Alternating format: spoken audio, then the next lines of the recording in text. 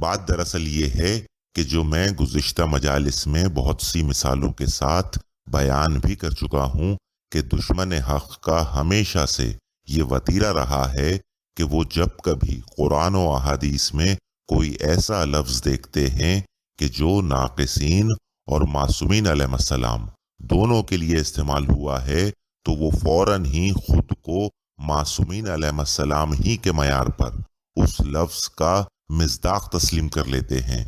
اس کی بہت سی مثالوں میں سے ایک نمایاں مثال سورہ نساء کی آیت 59 ہے، جسے یہ اصولی حضرات تقلید مجتہد اور اطاعت مجتہد کو برحق ثابت کرنے کے لیے بطور دلیل استعمال کرتے ہیں، جہاں ارشاد قدرت یہ ہوتا ہے کہ بسم اللہ الرحمن الرحیم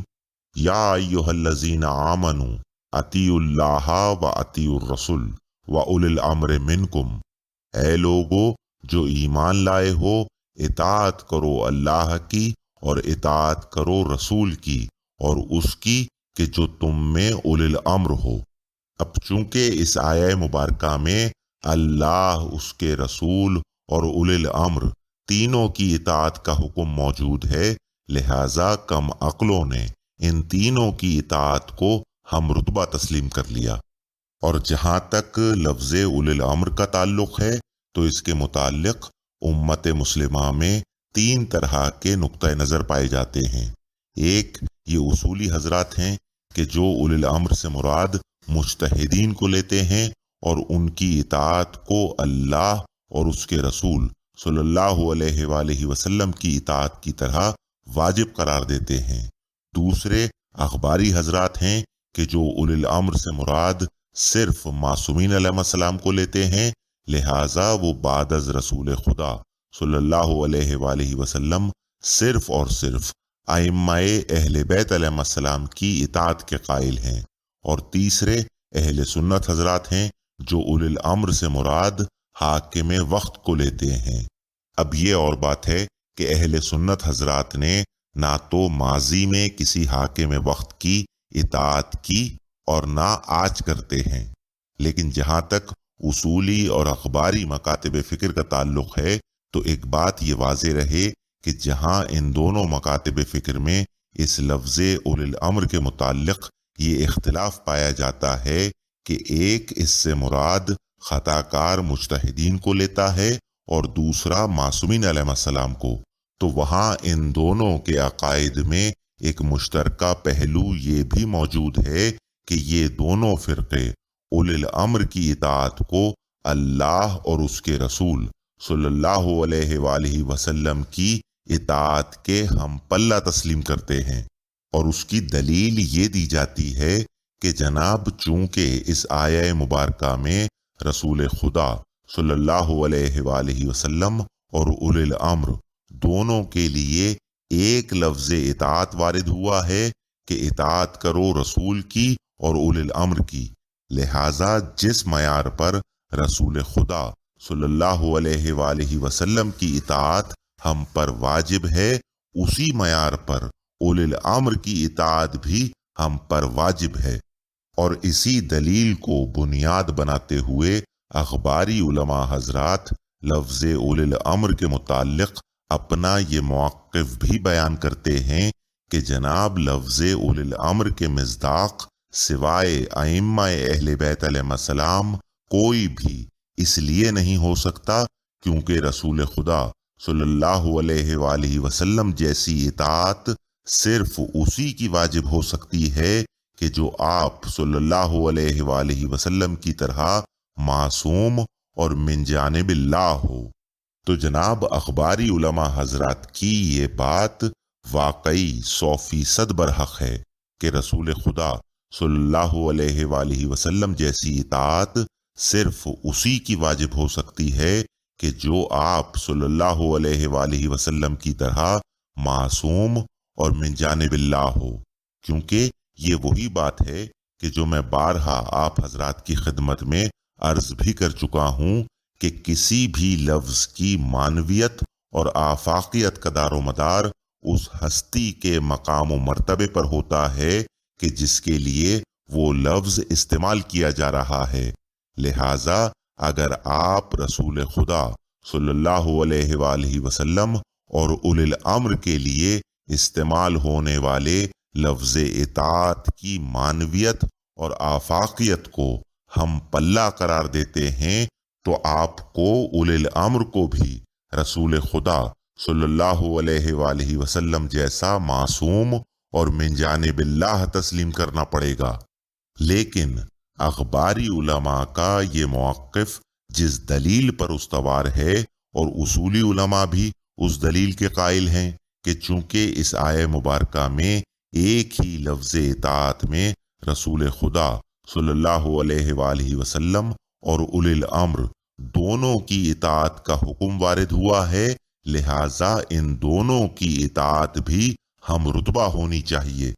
تو جناب حقیقت یہ ہے کہ یہ دلیل بذات خود بے بنیاد ہے اور محض قیاس آرائی کا نتیجہ ہے، کیونکہ ایسا کوئی قانون نہ تو قرآن مجید میں کہیں بیان ہوا ہے اور نہ ہی اقوال معصومین علیہ السلام میں، بلکہ اس کے برعکس قرآن و احادیث اس قیاس آرائی کی تردید کرتے دکھائی دیتے ہیں۔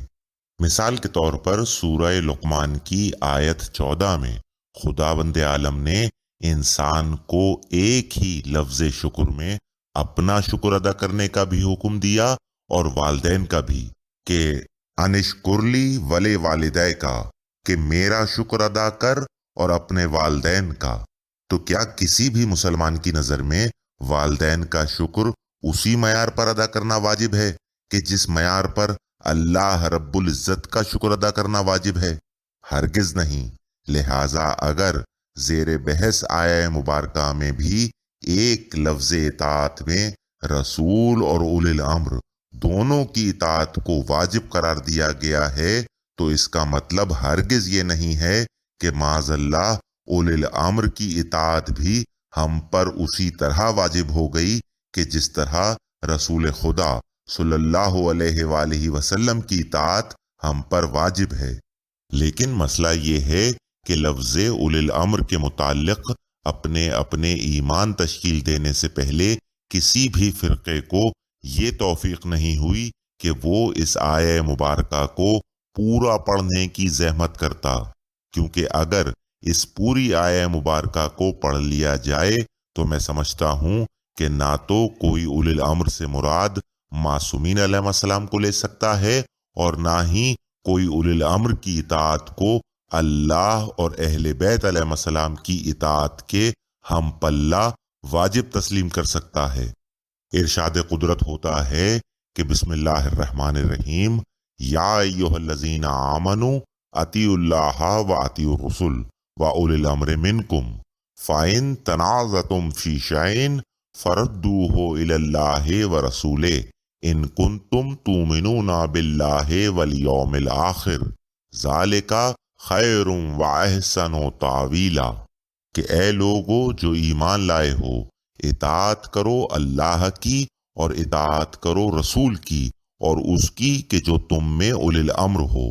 پھر اگر اختلاف ہو کسی بات میں تو رجوع کرو اللہ اور اس کے رسول سے، اگر تم ایمان رکھتے ہو اللہ اور روز آخرت پر، یہ بھلائی اور بہترین تعویل ہے۔ اب یہاں سوال یہ پیدا ہوتا ہے کہ ہم پر اللہ، اس کے رسول صلی اللہ علیہ وآلہ وسلم اور اولی الامر کی اطاعت کو واجب قرار دینے کے بعد آگے جو یہ ارشاد ہو رہا ہے کہ پھر اگر اختلاف ہو کسی بات میں تو رجوع کرو اللہ اور اس کے رسول سے، تو ہمیں آخر کس کے ساتھ یہ اختلاف رائے رکھنے کا حق دیا جا رہا ہے؟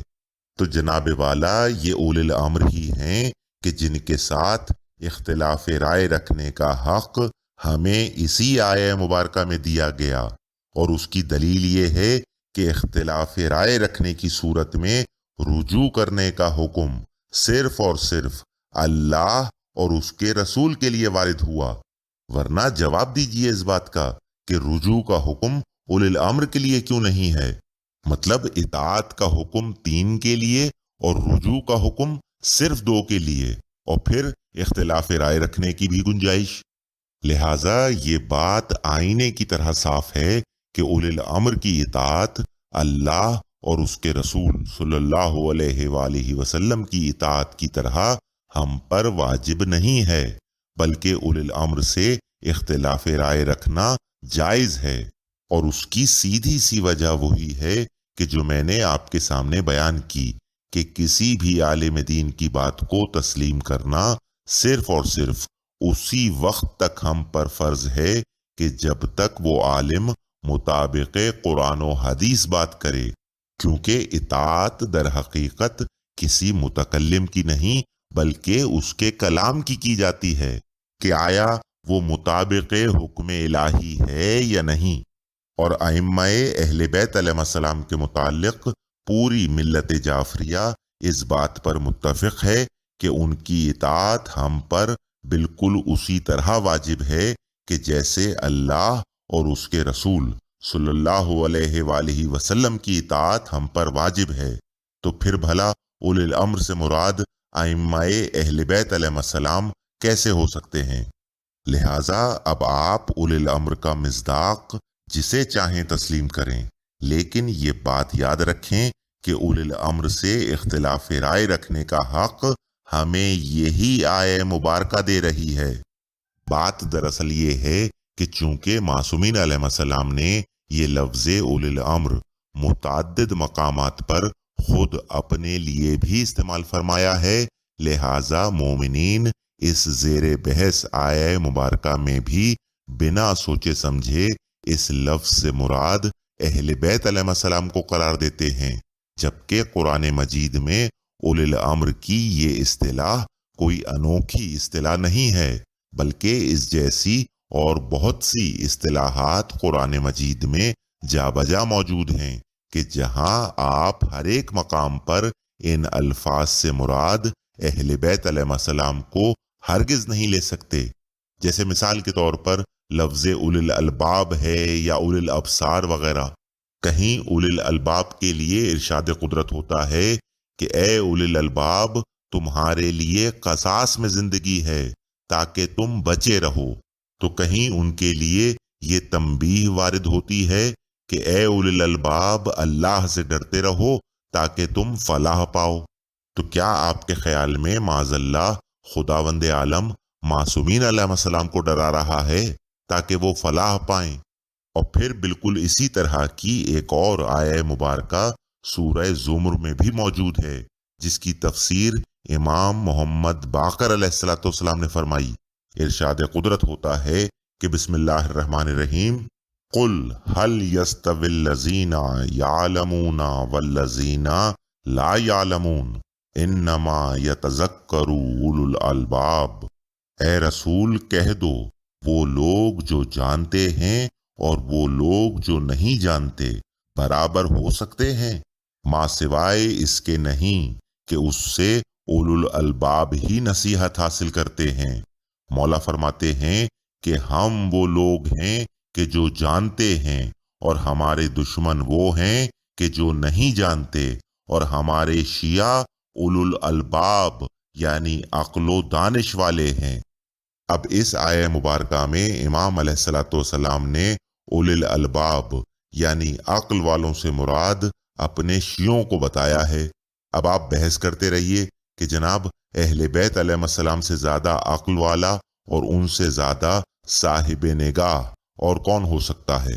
تو جناب بے شک نہ تو کوئی اہل بیت علیہ السلام سے زیادہ عقل والا ہے اور نہ ہی صاحب نگاہ، اور نہ ہی کوئی ان ہستیوں سے زیادہ اولی الامر کہلائے جانے کا حقدار ہے۔ لیکن بات دراصل یہ ہے کہ اگر کسی جگہ ان الفاظ سے مراد اہل بیت علیہ السلام کو لینے سے ان کی شان میں توہین واقع ہوتی ہے تو لازمی ہے کہ وہاں ان الفاظ سے مراد معصومین علیہ السلام نہیں بلکہ غیر معصوم ہیں۔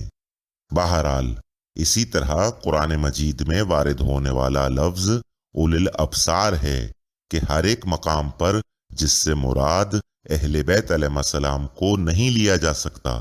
سورہ نور کی آیت 44 میں ارشاد قدرت ہوتا ہے کہ بسم اللہ الرحمن الرحیم یقلب اللہ اللیل والنہار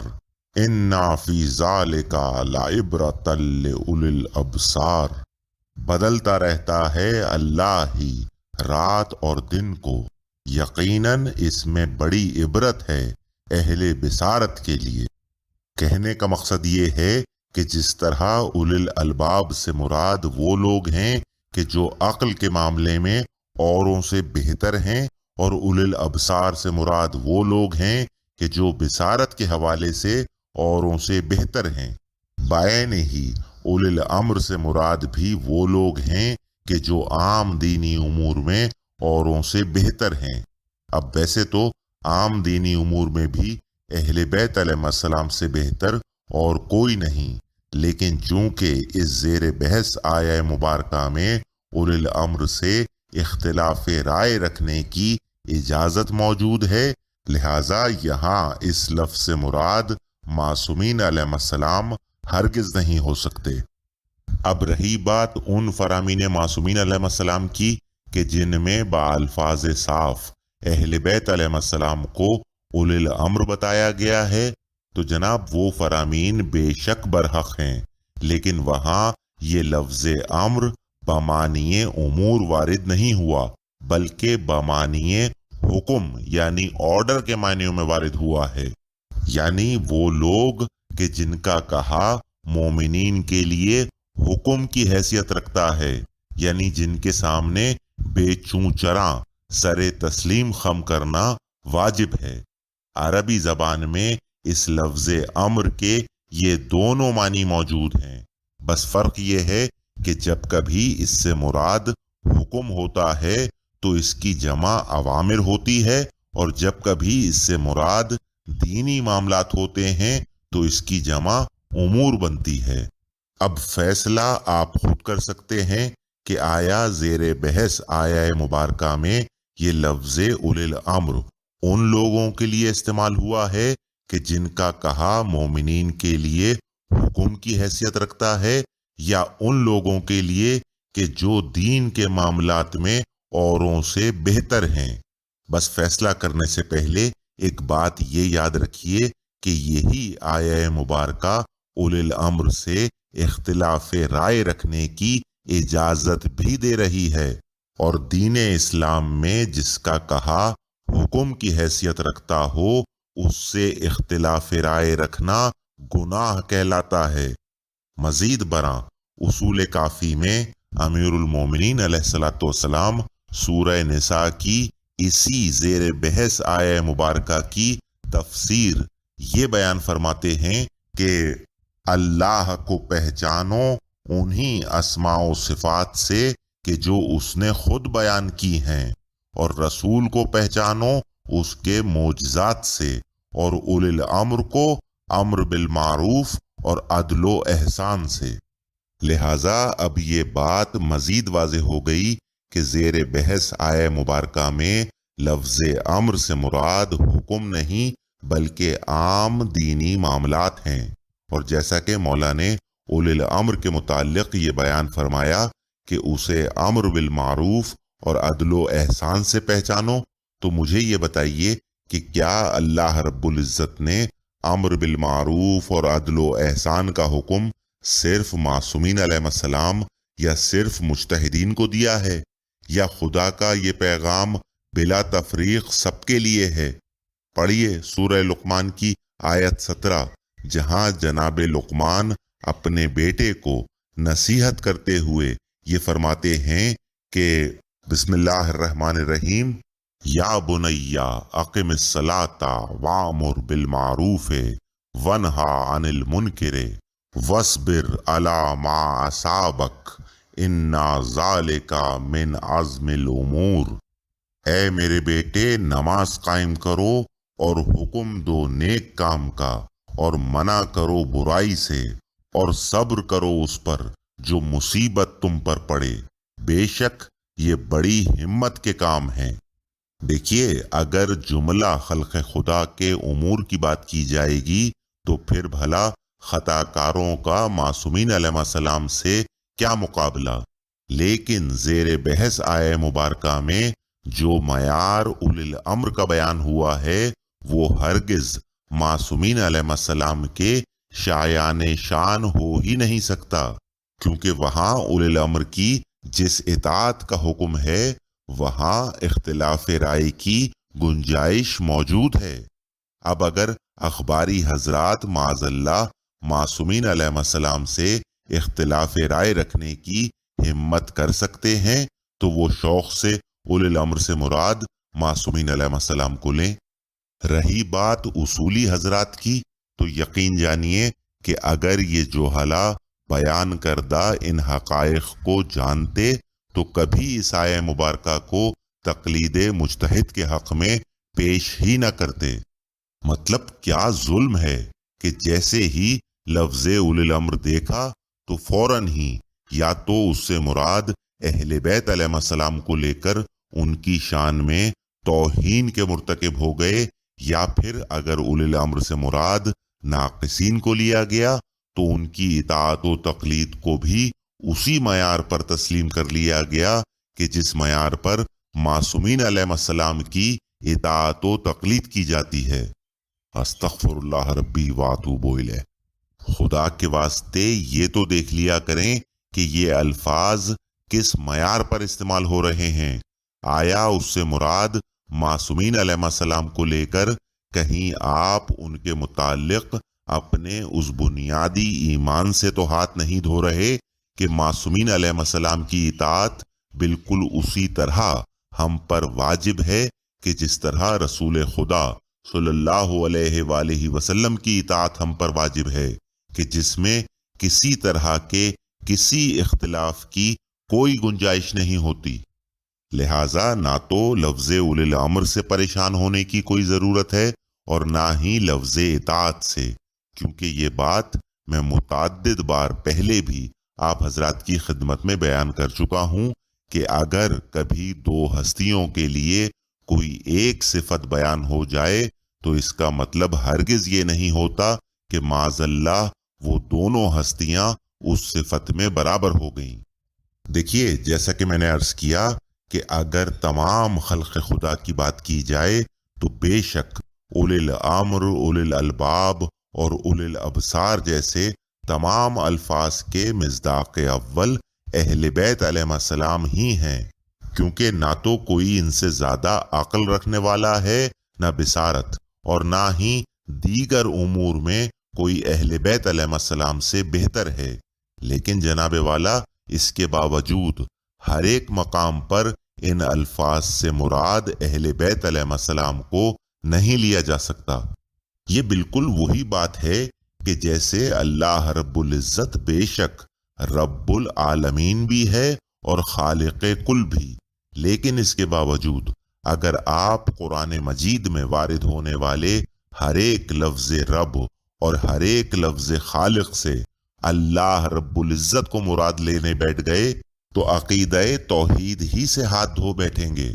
بعین ہی ہر دور میں اولی الالباب، اولی الابصار، اولی الامر یا کسی بھی اور صفت خیر کا مصداق اول بے شک اللہ کا نمائندہ ہی ہوتا ہے، لیکن اس کا مطلب ہرگز یہ نہیں کہ آپ جس کسی آیت قرآنی یا حدیث معصوم میں یہ الفاظ دیکھیں تو فوراً ہی بنا سوچے سمجھے اس عبارت کا مضمون انبیاء و مرسلین علیہ السلام پر منطبق کر دیں، یا اگر ان الفاظ سے مراد غیر معصوم کو لیں تو انہیں ان صفات میں معاذ اللہ معصومین علیہ السلام کے ہم پلہ مان لیں۔ اب جیسا کہ میں نے عرض کیا کہ قرآن مجید ہی میں ایسے مقامات بھی موجود ہیں کہ جہاں ان الفاظ سے مراد اللہ کے بھیجے ہوئے معصومین علیہ السلام ہیں۔ چنانچہ اصول کافی میں ایک جگہ رسالت مآب صلی اللہ علیہ وآلہ وسلم فرماتے ہیں کہ خدا نے جس رسول کو بھیجا وہ ازرو عقل کامل تھا، اس کی عقل افضل ہوتی ہے تمام عابدوں کی عقلوں سے زیادتی عبادت کی وجہ سے، اور وہ اولی الالباب ہیں جن کا ذکر خدا نے قرآن میں کیا ہے۔ لہٰذا یہ فرمان معصوم بھی اولل الباب کی اسی تعریف کی تصدیق کرتا ہے کہ اولل الباب اسے کہتے ہیں کہ جو اوروں کے مقابلے میں زیادہ عقل و دانش رکھنے والا ہو۔ اب اسی طرح اگر اولل ابصار کی بات کی جائے تو اس کی بہترین مثال یہ ہے کہ اسی کتاب الہی میں جہاں اللہ رب العزت نے خود کو سمیع و بصیر بتایا، وہاں انسان کے لیے بھی یہ الفاظ استعمال فرمائے کہ ہم نے انسان کو سمیع و بصیر بنایا۔ تو کیا آپ کے خیال میں تمام اولل الابصار ایک ہی معیار پر فائز ہیں؟ ایک وہ ہے کہ جو بقول بی بی زینب سلام اللہ علیہا اپنی مخلوق کو ان کی خلقت سے پہلے جانتا تھا، اور ایک معصومین علیہ السلام ہیں کہ جو دشمن کی پیشانی دیکھ کر اس کی آنے والی نسلوں کی خبر دے دیا کرتے تھے، اور تیسرے ہم ناقصین ہیں جنہیں دیوار کے اس پار دکھائی نہیں دیتا۔ بہرحال سورہ نساء کی آیت 59 کی حقیقت میں نے آپ کے سامنے بیان کر دی کہ نہ تو اس آیت میں وارد ہونے والے لفظ اولی الامر سے مراد معصومین علیہ السلام ہیں، اور نہ ہی اللہ اس کے رسول صلی اللہ علیہ وآلہ وسلم اور اولی الامر کے لیے استعمال ہونے والا لفظ اطاعت ایک جیسی معنویت اور آفاقیت رکھتا ہے۔ لیکن بات وہی ہے کہ جب ادھوری آیت کو دلیل بنایا جائے گا تو نتیجہ اسی طرح کی گمراہی کی صورت میں سامنے آئے گا۔ لہٰذا خدا کے واسطے مکتب عامہ والا کام نہ کریں کہ جس طرح وہ سورہ کہف کی آیت 110 کو آدھا پڑھ کر رسول خدا صلی اللہ علیہ وآلہ وسلم کو اپنے جیسا بشر سمجھتے ہیں، اور یہ دیکھنے کی زحمت نہیں کرتے کہ یہ وہ بشر ہیں کہ جن پر وحی نازل ہوتی ہے۔ بہرحال اب آخر میں رہا سوال یہ کہ جب اس زیر بحث آیہ مبارکہ میں اللہ اور اس کے رسول صلی اللہ علیہ وآلہ وسلم کی اطاعت کے ساتھ ساتھ اولی الامر کی اطاعت کا بھی حکم موجود ہے، تو پھر اصولاً ائمہ علیہ السلام کی اطاعت کا بھی حکم موجود ہونا چاہیے۔ اور یہی وہ سوال ہے کہ جس کے تحت اخباری علماء بنا سوچے سمجھے اولی الامر سے مراد ائمہ اہل بیت علیہ السلام کو لیتے ہیں، جبکہ ضرورت اس بات کی ہے کہ ائمہ علیہ السلام کی وہ حقیقی معرفت حاصل کی جائے جسے قرآن مجید نے بیان کیا، نہ کہ وہ کہ جس کا ذکر علم رجال کے نتیجے میں حاصل ہونے والی احادیث میں ملتا ہے۔ دیکھیے، اس حوالے سے زیر بحث آیہ مبارکہ میں دو باتیں بالخصوص قابل غور ہیں۔ پہلی یہ کہ اگر یہاں اولی الامر سے مراد ائمہ علیہ السلام ہیں تو پھر اختلاف رائے رکھنے کی صورت میں رجوع کا حکم صرف اللہ اور اس کے رسول صلی اللہ علیہ وآلہ وسلم ہی کے لیے کیوں ہے؟ اور دوسری بات یہ کہ اللہ اور اس کے رسول صلی اللہ علیہ وآلہ وسلم کی اطاعت کا حکم تو قرآن مجید میں جا بجا موجود ہے، لیکن اولی الامر کی اطاعت کا ذکر سوائے اس ایک آیت کے کسی جگہ موجود نہیں، اور وہ بھی اختلاف رائے کی اجازت کے ساتھ۔ بھائی اسی سورہ مبارکہ کی آیت 80 میں رسول خدا صلی اللہ علیہ وآلہ وسلم کی اطاعت کو اللہ کی اطاعت بتایا گیا ہے۔ ارشاد قدرت ہوتا ہے کہ بسم اللہ الرحمن الرحیم، من یطیع الرسول فقد اطاع اللہ، جس نے رسول کی اطاعت کی تو بے شک اس نے اللہ کی اطاعت کی۔ اب بتائیے کہ ہے کوئی ایسی آیت کہ جو اولی الامر کی اطاعت کو اللہ اور اس کے رسول کی اطاعت بتاتی ہو؟ جناب والا، جب تک آپ بحکم قرآن و حدیث اللہ کے رسول کو امت کا امام تسلیم نہیں کریں گے اور امت کے امام کو اللہ کا رسول نہیں مانیں گے، اس وقت تک ائمہ علیہ السلام کی اطاعت کو اللہ کی اطاعت ثابت نہیں کر سکتے۔ تفسیر فرات کے صفحہ 53 پر جب ابو مریم نے امام جعفر صادق علیہ السلام سے اسی سورہ نساء کی آیت 59 کے متعلق یہ سوال کیا کہ مولا کیا یہ اطاعت ہم پر فرض ہے؟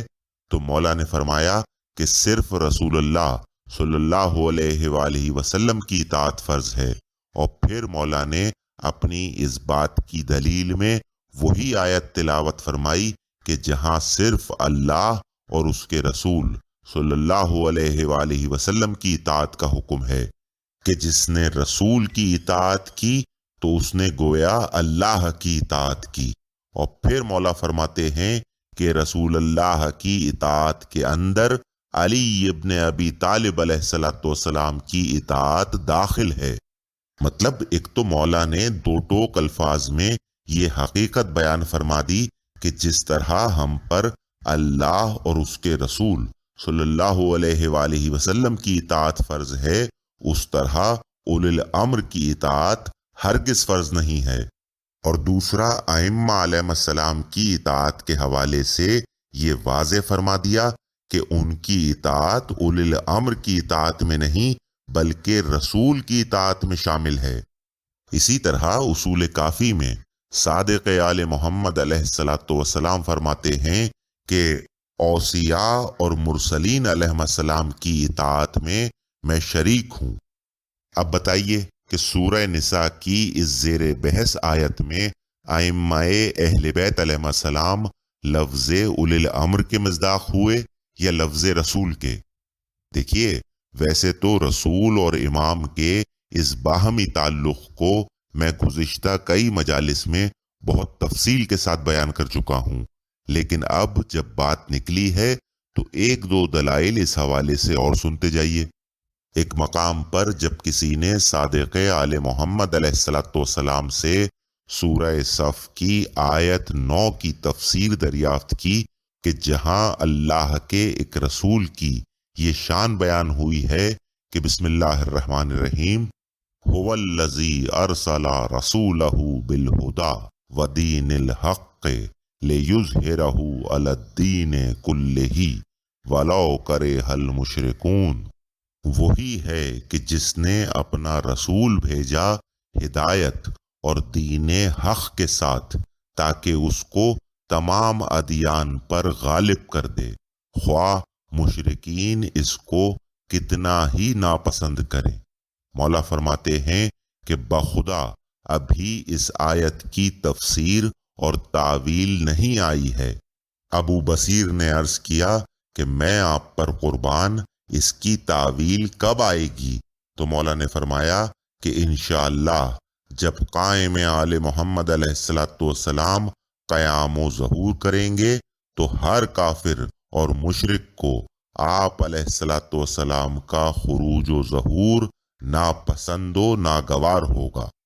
اور پھر ایک اور مقام پر صادق آل محمد علیہ السلام بہت ہی واضح الفاظ میں یہ بیان فرماتے ہیں کہ یقیناً صاحب الامر علیہ السلام کے لیے غیبت ہے، جس میں وہ کہیں گے کہ میں خدا کے حکم سے اور تم لوگوں کے خوف سے تم سے علیحدگی اختیار کرتا ہوں، اور اللہ نے مجھے مرسلین میں سے قرار دیا ہے۔ بہرحال اب تک کی گفتگو میں نے ان آیات قرآنی کی وضاحت بیان کی کہ جو تقلید مجتہد کے حق میں پیش کی جاتی ہیں۔ اب قبل اس کے کہ میں تقلید مجتہد کے حق میں پیش کی جانے والی احادیث مبارکہ کا ذکر کروں، ایک بات اپنے سننے والوں کو پھر یاد دلاتا چلوں کہ دیکھیے، تقلید مجتہد کے حق میں پیش کیے جانے والے یہ تمام حوالہ جات اس لیے بے معنی اور بے اثر ہو جاتے ہیں کیونکہ مسلک اجتہاد کے نامی گرامی مجتہدین خود اس بات کا اعتراف متعدد مقامات پر علل اعلان کر چکے ہیں کہ تقلید مجتہد کے حق میں نہ تو کوئی واضح آیات قرآنی موجود ہے اور نہ ہی کوئی صحیح اور قابل اعتماد حدیث معصوم، لہٰذا اس عقیدے کی واحد اور سب سے عمدہ دلیل سیرہ عقلاء ہے، یعنی یہ عقیدہ عقل سے ثابت ہے، اور وہ اس طرح کہ کسی بھی فن میں ایک جاہل کا عالم سے رجوع کرنا ہی در حقیقت تقلید کہلاتا ہے۔ اب مجتہدین کے اس اعتراف کے حوالہ جات تو میں انشاءاللہ آگے چل کر تفصیل سے بیان کروں گا کہ جہاں اس سیرہ عقلاء پر بات ہوگی، لیکن فی الحال اس ضمن میں ایک حوالہ سنتے جائیے۔ اصولیوں کے امام خمینی اپنی مشہور زمانہ کتاب اجتہاد و تقلید کے صفحہ 62 پر لکھتے ہیں کہ المعروف انا عمدۃ دلیل وجوب التقلید ہوا ارتکاز العقلاء، کہ یہ ایک مشہور و معروف بات ہے کہ تقلید کی سب سے عمدہ اور سب سے بہترین اور سب سے اساسی دلیل ارتکاز عقلاء ہے، یعنی یہ عقل سے ثابت ہے۔ مطلب جتنے بھی عقل مند گزرے ہیں یہ چیز ان کی عقل میں واضح ہے، ثابت شدہ ہے۔ فَإِنَّهُ مِن فِطْرِيَاتِ الْعُقُولِ رُجُوعُ كُلُّ جَاهِلٍ إِلَى الْعَالِمِ، کیونکہ یہ فطرت عقل ہے کہ ہر جاہل عالم کی طرف رجوع کرتا ہے۔ وَالرُّجُوعُ كُلُّ مُحْتَاجٍ فِي سُنَّةٍ وَفَنٍ إِلَى الْخَبِيرِ بِهِمَا، اور اسی طرح ہر فن کا محتاج اس فن کے خبیر یعنی اس کے جاننے والے کی طرف رجوع کرتا ہے۔ فَإِذَا كَانَ بَنَاءُ الْعُقَلَاءِ ذَلِكَ وَلَمْ يَرِدْ رَدٌّ مِّنَ الشَّارِعِ عَنْهُ يَسْتَكْشِفُ أَنَّهُ مَجَازٌ وَمَرْضٍ، اور یہی بناء العقلاء ہے، یعنی عقل کی بنا پر یہ تقلید شرعی ثابت ہوتی ہے۔ اب یہاں سب سے پہلا سوال تو یہ پیدا ہوتا ہے کہ جب ان مجتہدین کی نظر میں سیرہ عقلاء تقلید مجتہد کی واحد دلیل ہے تو پھر یہ لوگ اس عقیدے کے حق میں آیات قرآنی اور احادیث معصومین علیہ السلام پیش ہی کیوں کرتے ہیں؟ اور ویسے بھی جیسا کہ میں نے عرض کیا کہ جب ان مجتہدین کے بقول عوام الناس قرآن و احادیث کو سمجھنے ہی سے قاصر ہے تو پھر بھلا ان لوگوں کے سامنے ایسے حوالہ جات پیش کرنے کا فائدہ ہی کیا ہے کہ جو ان کی عقل سے ماورا ہوں؟ اور اس بات کا اعتراف بہت سے جید مجتہدین حضرات کر بھی چکے ہیں، جس طرح معروف اصولی مجتہد جناب شیخ عبد الکریم حائری اپنی کتاب درر الفوائد کے صفحہ 703 پر دلیل جواز تقلید بیان کرتے ہوئے لکھتے ہیں کہ ثم الدلیل علی التقلید عند العام لا يمكن ان يكون تعبديا من كتاب وسنة واجماع لعدم قدرته على الاستفادة منه لا اجتهادا كما هو الفرض ولا تقليدا لا عن التقليد في نفسه مسألة التقلید اما دورا او تسلسل فلا بد ان یکون دلیلہ الارتکاز، کہ ہم ایک ان پڑھ انسان کے لیے دلیل تقلید نہ تو قرآن و سنت سے پیش کر سکتے ہیں اور نہ ہی اجماع سے، کیونکہ وہ قرآن و احادیث کو سمجھنے ہی سے قاصر ہے۔ لہٰذا ایک عامی کے لیے تقلید کی بہترین دلیل ارتکاز عقلاء ہی ہے۔ یقین جانیے کہ ان تضاد بیانیوں سے بڑے بڑے مجتہدین بھی محفوظ نہیں۔ ایک جگہ یہ تقلید مجتہد کو اللہ اور اس کے رسول صلی اللہ علیہ وآلہ وسلم کا قائم کردہ نظام بتاتے ہیں، تو دوسری جگہ قدرت نے ان کے قلم سے وہ حقائق بھی لکھوا دیے ہیں کہ جن کے بعد ان کا اپنا عزت و احترام خاک میں مل جاتا ہے۔ بہرحال اب آئیے ایک نظر ان احادیث پر بھی ڈالیں کہ جو یہ اصولی حضرات تقلید مجتہد کے حق میں پیش کرتے ہیں۔ ان میں سب سے پہلے احتجاج طبرسی سے لی گئی حدیث امام حسن عسکری علیہ السلام ہے کہ جہاں مولا ارشاد فرماتے ہیں کہ فَأَمَّا مَنْ كَانَ مِنَ الْفُقَهَاءِ صَائِنًا لِنَفْسِهِ حَافِظًا لِدِينِهِ مُخَالِفًا لِهَوَاهِ وَمُطِيعًا لِأَمْرِ مَوْلَاهِ فللعوام ان یقلدوا، پس جو کوئی فقہا میں سے اپنے نفس کا بچانے والا ہو، اپنے دین کی حفاظت کرنے والا ہو، اپنی خواہشات نفس کے مخالف ہو اور اپنے مولا کے امر کا مطیع ہو، تو عوام پر لازم ہے کہ اس کی تقلید کریں۔ اب سب سے پہلی بات تو یہ کہ احتجاج تبرسی کے خالق ابو منصور احمد تبرسی نے یہ روایت در حقیقت کتاب تفسیر امام حسن عسکری علیہ السلام سے نقل کی ہے، کہ جس کا ذکر انہوں نے اپنی اس کتاب کے مقدمے میں بھی کیا ہے۔ اور پھر مزے کی بات تو یہ ہے کہ جہاں ایک طرف یہ مجتہدین حضرات اس حدیث مبارکہ کو تقلید مجتہد کے حق میں پیش کرتے ہیں، وہیں دوسری طرف اس فرمان امام علیہ السلام کو ضعیف السند اور قاصر الدلالہ بھی قرار دیتے ہیں۔ اب وہ ایسا کیوں کرتے ہیں، اس کی وضاحت انشاءاللہ آپ آگے سنیں گے۔ اب اس فرمان امام علیہ السلام کی صحت کے حوالے سے سب سے پہلے بات کرتے ہیں آیت اللہ ابو القاسم الخوئی کی، کہ جو آیت اللہ سیستانی اور آیت اللہ خامنائی سمیت بے شمار مجتہدین کے استاد ہیں۔ وہ اپنی کتاب رجال الحدیث کے صفحہ 157 پر کتاب تفسیر امام حسن عسکری علیہ السلام کی اس روایت کو با الفاظ صاف، مجہول اور ناقابل اعتبار قرار دے چکے ہیں۔ اسی طرح یہی حضرت اپنی ایک اور تصنیف التنقیح فی شرح عروۃ الوثقی کی جلد اول صفحہ 61 پر معنی تقلید پر گفتگو کا آغاز ان الفاظ سے کرتے ہیں کہ ثم ان التکلم فی مفہوم التقلید لا یکاد ان یترتب علیہ ثمرۃ فقہیہ اللہم الا فی النظر، کہ اگر ہم مفہوم تقلید پر بات کریں تو اس کا فقہی ثمرہ کچھ بھی نہیں ہے مگر یہ کہ کوئی نظر کرے۔ اب ان کے اس مبہم جملے کا کیا مطلب ہے میری سمجھ سے باہر ہے، لیکن بہرحال اس سے ہماری دلالت پر کوئی اثر نہیں پڑتا۔ آگے لکھتے ہیں کہ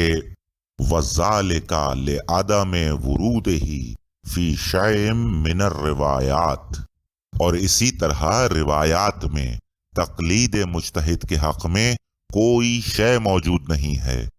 اور یہ کون کہہ رہا ہے؟ ابو القاسم الخوئی، کہ ہمارے پاس تقلید مجتہد کے حق میں کوئی روایت موجود نہیں ہے۔ نام وردا فی روایت الاحتجاج، ہاں مگر وہ ایک احتجاج تبرسی کی روایت کہ فَأَمَّا مَنْ كَانَ مِنَ الْفُقَهَاءِ صَائِنًا لِنَفْسِهِ حَافِظًا لِدِينِهِ مُخَالِفًا لِهَوَىٰ مُطِيعًا لِأَمْرِ مَوْلَىٰ فَلِلْعَوَامِ أَن يُقَلِّدُوا۔ اور پھر خوئی صاحب یہ فرمان امام علیہ السلام نقل کرنے کے بعد کہتے ہیں کہ إِلَّا أَنَّهَا رِوَایَةٌ مُرْسَلَةٌ غَيْرُ قَابِلَةٍ لِاعْتِمَادِ عَلَيْهَا، کہ مگر یہ روایت مرسل ہے اور اس قابل نہیں کہ اس پر اعتماد کیا جا سکے۔ مرسل حدیث دراصل منقطع حدیث کو کہا جاتا ہے، کہ جس کے روات کا سلسلہ مسلسل نہ ہو۔ اچھا یہی نہیں، خوئی صاحب اسی کتاب کے صفحہ 184 پر مزید لکھتے ہیں کہ وَقَدْ يُسْتَدَلُّ عَلَيْهِ، کہ یہ جو استدلال کیا جاتا ہے اس پر، کس پر؟ تقلید مجتہد پر، بِرِوَایَةِ الْاحْتِجَاجِ الْمَرْوِیَةِ مِنَ التَّفْسِیرِ الْمَنْسُوبِ إِلَى الْعَسْکَرِی علیہ السلام حَیْثُ وَرَدَ فِیہَا، کہ یہ جو تقلید مجتہد پر استدلال کیا جاتا ہے اس روایت سے کہ جو احتجاج تبرسی میں امام حسن عسکری علیہ السلام سے منسوب ہے۔ اور پھر خوئی صاحب وہ فرمان معصوم نقل کرنے کے بعد لکھتے ہیں کہ وَيَدَّفَهُ أَوَّلًا، تو اس کا سب سے پہلا رد یہ ہے کہ ان الروایت ضعیف السند، کہ یہ روایت ضعیف السند ہے۔ آگے سنیے،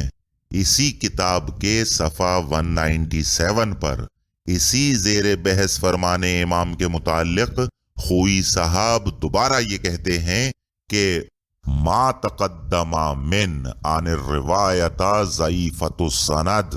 کہ ہم پہلے ہی کہہ چکے ہیں کہ یہ روایت ضعیف السند ہے۔ اللہ اکبر۔ آگے دیکھیے، یہ کتاب ہے منہاج الصالحین، جس کے لکھنے والے ہیں آیت اللہ سید تقی طباطبائی القمی۔ یہ اس کتاب کے صفحہ 22 پر لکھتے ہیں کہ وَلَا يَخْفَى أَنَّهُ لَا يَتَرَتَّبُ عَلَى تَحْقِيقِ مَانِعَةِ التَّقْلِيدِ بِمَا هُوَ مَفْهُومٌ مِنَ الْمَفَاهِيمِ أَثَرٌ عَمَلِيٌّ، کہ اگر معنی تقلید کی بات کی جائے تو اس میں کچھ مخفی نہیں کہ تقلید کا کوئی عملی اثر نہیں ہے۔ اب خوئی صاحب کی طرح انہوں نے بھی یہ ایک مبہم سا جملہ لکھا ہے کہ جس کی وضاحت میں جانے کا کوئی فائدہ نہیں۔ بہرحال آگے لکھتے ہیں کہ اذ لم یرد ھذا اللفظ فی حدیث، کہتے ہیں کہ اس لفظ پر یعنی لفظ تقلید پر ہمارے پاس کوئی حدیث نہیں ہے،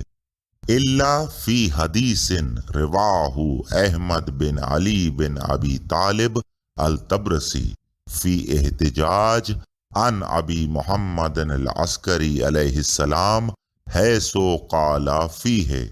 فاما من کان من الفقہاء سائنا لنفسہ حافظا لدینہ مخالفا لہوا ومطیعا لامر مولا فللعوام ان یقلدوا، کہ ہمارے پاس لفظ تقلید پر کوئی حدیث موجود نہیں ہے مگر وہ ایک حدیث جسے احمد بن علی بن ابی طالب الطبرسی نے احتجاج طبرسی میں بیان کیا ہے، کہ جس میں امام حسن عسکری علیہ السلام سے یہ منقول ہے کہ جو زیر بحث حدیث ہے۔ اور پھر اس حدیث کے متعلق وہ لکھتے ہیں کہ وَحَاذَا الْحَدِيثُ ضَعِيفٌ سَنَدٌ بِالْإِرْسَالِ، مگر یہ حدیث بھی بمعنی ارسال ضعیف السند ہے۔ مطلب ان موصوف نے بھی وہی خوئی صاحب والی بات دہرائی کہ یہ حدیث ضعیف السند بھی ہے اور قاصر الدلالہ بھی۔ اب اگلا حوالہ خود اصولیوں کے 13ویں امام جناب خمینی کا ہے، کہ جو اپنی مشہور و معروف کتاب اجتہاد و تقلید کے صفحہ 95 پر اسی زیر بحث حدیث امام علیہ السلام کو نقل کرنے کے بعد کہتے ہیں کہ لَكِنَّهُ مَا ضَعْفَ السَّنَدِ، کہ اس حدیث کی سند ضعیف ہے۔ آگے سنیے، آیت اللہ العظمیٰ شیخ ناصر مکارم شیرازی، جو مسلک اجتہاد سے تعلق رکھنے والے کسی بھی شخص کے لیے تعارف کے محتاج نہیں، اپنی کتاب انوار الاصول کی جلد 2 صفحہ 592 پر لکھتے ہیں کہ وَالْعُمْدَةَ فِي الْمَقَامِ وَالَّذِي يُسَهِّلُ الْخَطْبَ عَنِ التَّكَلُّمِ فِي مَفْهُومِ التَّقْلِيدِ لَا يَتَرَتَّبُ عَلَيْهِ ثَمَرَةٌ فِقْهِيَّةٌ، کہ تقلید کے متعلق اگر بات کی جائے تو اس کا کوئی فقہی ثمرہ نہیں ہے، لِأَنَّهُ أَمْرٌ حَادِثٌ فِي مُصْطَلَحِ الْفُقَهَاءِ، کیونکہ فقہا کی اصطلاح میں اس کا دخول یعنی اس کا آنا ایک امر حادث ہے۔ جناب والا، حادث اس شے کو کہا جاتا ہے کہ جس کا پہلے کوئی وجود نہ ہو اور وہ حادثاتی طور پر وجود میں آ جائے، یعنی ایک بدعت، کیونکہ کتب احادیث و روایات میں بدعت کے لیے بھی یہ لفظ حادث استعمال ہوا ہے۔ مطلب ان موصوف کے بقول تقلید مجتہدین ایک بدعت ہے کہ جس کا پہلے کوئی وجود نہیں تھا۔ اور پھر آگے لکھتے ہیں کہ لم یرد فی آیات ولا روایت ولا ما قد اجماع، کیونکہ اس کے حق میں یعنی تقلید کے حق میں نہ تو کوئی آیت موجود ہے نہ کوئی روایت، اور نہ ہی کوئی اجماع، الا فی مرسلۃ الاحتجاج عن ابی محمد العسکری علیہ السلام، فاما من کان من الفقہاء سائنا لنفسہ حافظا لدینہ مخالفا لہوا ومطیعا لامر مولا فللعوام ان یقلدوا۔ کیا کہا انہوں نے کہ تقلید کے حق میں نہ تو کوئی آیت موجود ہے، نہ کوئی روایت، اور نہ ہی کوئی اجماع، مگر احتجاج تبرسی کی وہ ایک مرسل یعنی منقطع روایت کہ جہاں امام حسن عسکری علیہ السلام سے وہ حدیث منقول ہے، اور پھر یہ زیر بحث فرمان معصوم علیہ السلام نقل کرنے کے بعد کہتے ہیں کہ لَكِنَّهَا مُضَافًا إِلَى ضَعْفِهَا مِن ناحیۃ السند، مگر یہ روایت بھی ضعیف السند ہے۔ اللہ اکبر۔ 5 حوالے ہو گئے۔ چھٹا حوالہ ہے اجتہاد و تقلید کے موضوع پر آیت اللہ العظمیٰ شیخ محمد فاضل لنکرانی کی کتاب تفسیر الشریعہ فی شرح تحریر الوسیلہ کا، جس کے صفحہ 65 پر یہ جناب لکھتے ہیں کہ انہو لم یرد عنوان التقلید فی شیء من الادلہ الدلہ علی حجیت فتوی المجتہد و جواز رجوع العامی الیہ، کہ عنوان تقلید کے حوالے سے ادلہ میں کوئی شے ایسی نہیں کہ جو مجتہد کے فتوے کی حجیت پر دلالت کرتی ہو۔ ادلہ سے کیا مراد ہے؟ ادلہ سے مراد ہے ماخذ شریعت، یعنی قرآن، حدیث، اجماع اور عقل یا قیاس۔ مطلب ان کے بقول ماخذ شریعت میں سے کوئی بھی چیز مجتہد کے فتووں کی حجیت پر دلالت نہیں کرتی کہ جس سے یہ جواز پیدا ہوتا ہو کہ ایک عامی یعنی نہ جاننے والا مجتہد کی طرف رجوع کر سکتا ہے۔ الا فی روایت ضعیفۃ طویلہ محکیہ عن التفسیر المنسوب الی مولانا امام حسن عسکری صلوات اللہ وسلامہ علیہ وعلی آبائہ وعلی ابنہ، کہ ادلہ میں کوئی بھی چیز مجتہدین کے فتووں کی حجیت پر دلالت نہیں کرتی کہ جس سے ایک عامی کا مجتہدین سے رجوع کرنا ثابت ہوتا ہو، مگر وہ تفسیر کی یعنی کتاب تفسیر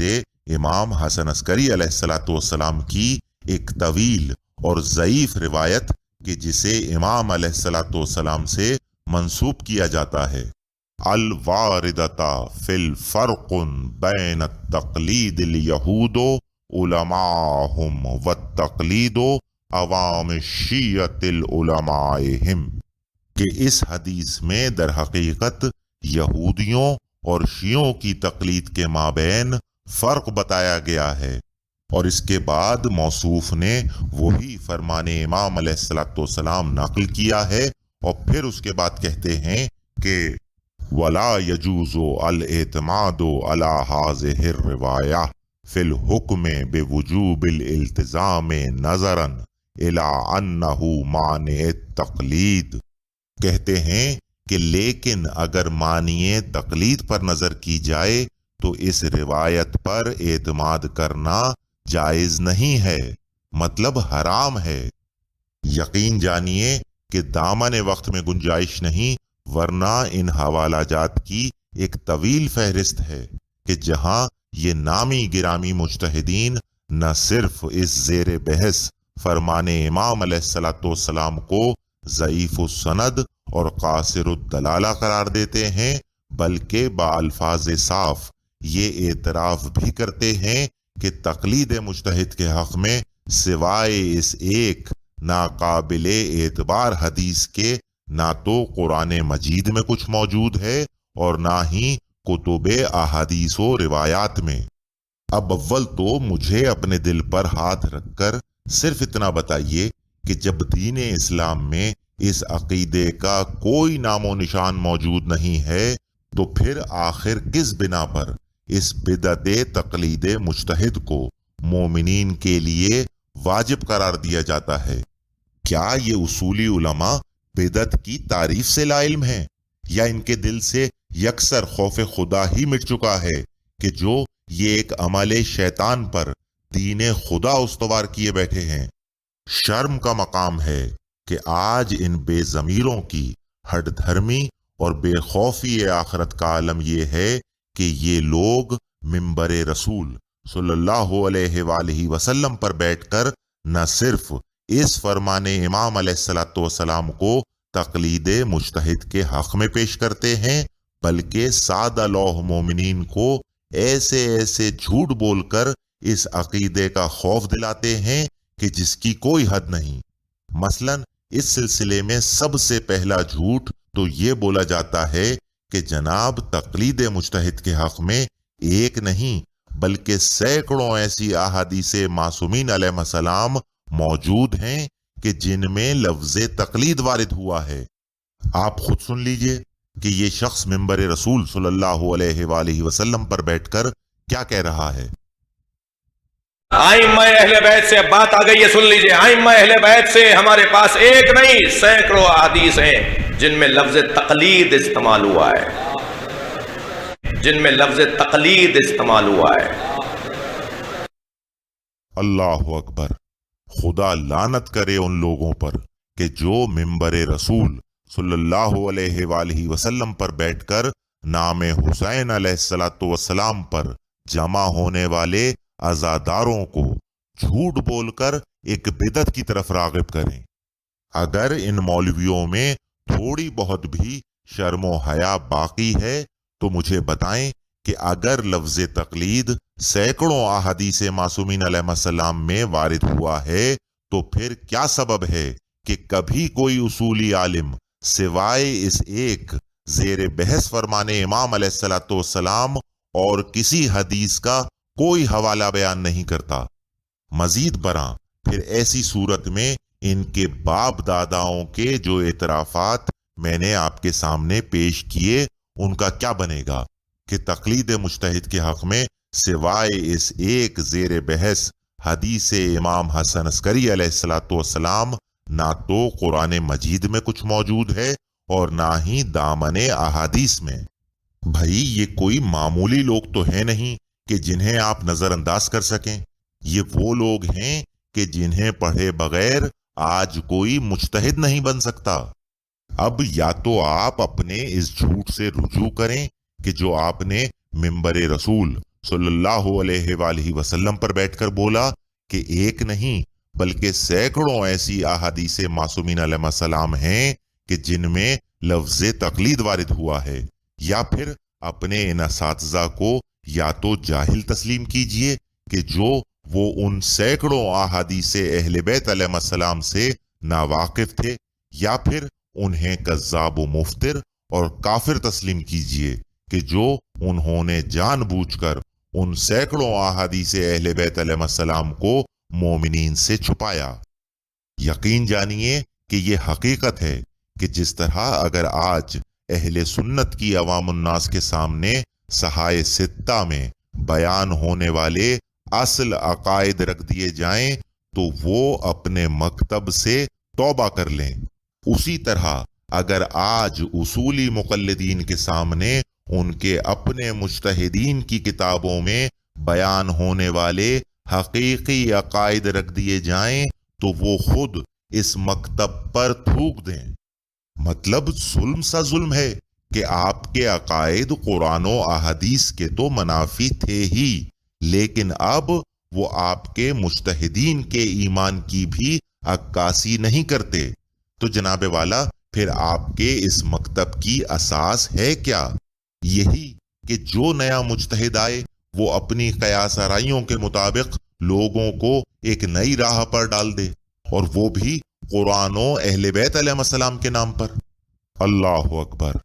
دیکھیے بات دراصل یہ ہے کہ یہ علماء بخوبی جانتے ہیں کہ جن لوگوں سے یہ مخاطب ہیں ان میں نہ تو اتنا شعور ہے کہ وہ ان کے جھوٹ کو پکڑ سکیں اور نہ ہی اتنی ہمت کہ ان کے گریبان پر ہاتھ ڈال سکیں، اسی لیے جو ان کے منہ میں آتا ہے بک دیتے ہیں، اور سامنے بیٹھے کم عقل ان سے متاثر بھی ہو جاتے ہیں۔